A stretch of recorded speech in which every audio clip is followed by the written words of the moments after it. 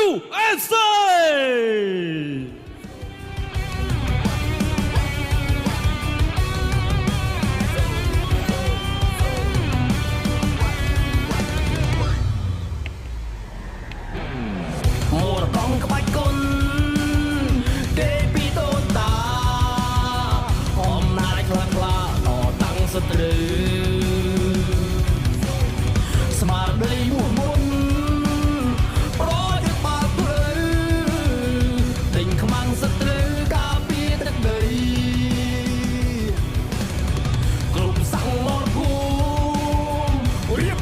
រៀបបង្គោលខៀវទម្ងន់54គីឡូក្រាមដូចគ្នាបច្ចុប្បន្នគឺមានវ័យ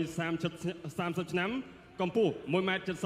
របាត់ពិសោធន៍ប្រកួតចំនួន3 ដងឈ្នះ2មេដាយចាញ់និងស្មើ1 ដងក្នុងនោះការឈ្នះ2 ដងគឺសុទ្ធសឹងតែបដូរគូប្រកួតឲ្យសន្លប់ទាំង2 ដងជាកីឡាករអ្នកអញ្ជើញមកពីប្រទេស USA ពុកម៉ែបងប្អូនទស្សនិកជនក៏សូមណែនាំស្គាល់អ្នកប្រយុទ្ធឆ្លងទ្វីប Amanda Mensah ចាឥឡូវនេះកីឡាករនេះទាំងពីរកំពុងតែស្ដាប់បទបញ្ជានៃការប្រកួតប្រដាល់គុណខ្មែរពីអ្នកស្រីអញ្ញាកណ្ដាលគិតរស្មីម៉ាឡា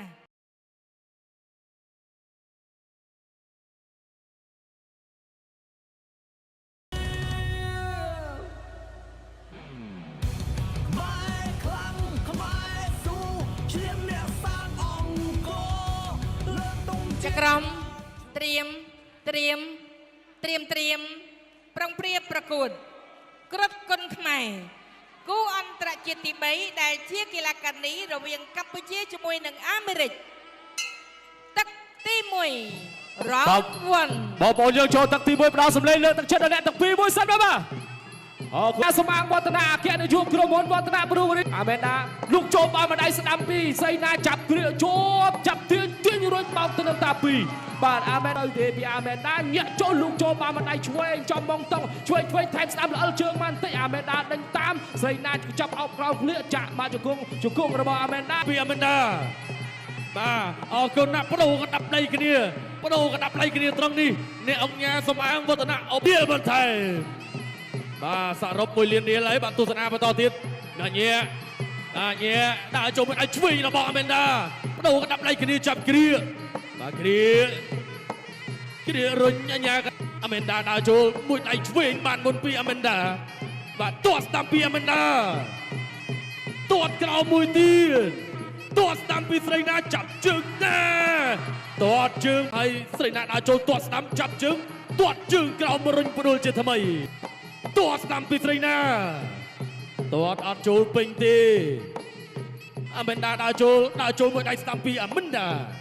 ហើយក៏ទាត់ស្ដាំពីស្រី Final round ទី3ដែលជាទឹកដៃប្រវត្តិណាដែលការប្រកួតជួបគ្នាលើកមុននោះគេថាអ្នកទាំងពីរបានត្រឹមស្មើបន្ទុកគ្នាឥឡូវនេះចាប់ដើមបដូរកណាត់ដៃបាទទាត់មកជើងស្ដាំរបស់ស្រីណាបាញ់នេះគេថាទាត់ចំថងប្រាក់បាទវត្តមាននាងញ៉ាស្មាវឌ្ឍនាឧបត្ថម្ភបន្ថែមដល់ស្រីណាថាវិការ50,000 រៀលបាទសរុបគឺ1,500,000 រៀលហើយបាទសម្រាប់ស្រីណាបាទចាប់ជើងបានរបស់អាមេដាគៀផ្ដួលអាយ៉ាអាមេដាដូចណាបាទទាត់ជើងក្រោមបាទលុកណាប់ដៃស្ដាំរបស់អាមេដាបន្តដាក់ចូលណែបាទបាត់លាស់ចេញបានវិញរបស់ស្រីណាបាទលុកណាប់ដៃធ្វើស្ដាំបោះទៅជាបន្តទៀតក៏មានតែលុកជាបន្តទៀតបាទកណាប់ដៃស្រីណាអាមេដាទៅបាទបដូរគ្នាជាបន្តទៀតបាទលុកដៃឆ្វេងរបស់អាមេដាលុកដៃឆ្វេងជ័យជំនះត្រូវបានទៅកីឡាករនីបង្គោលខៀវ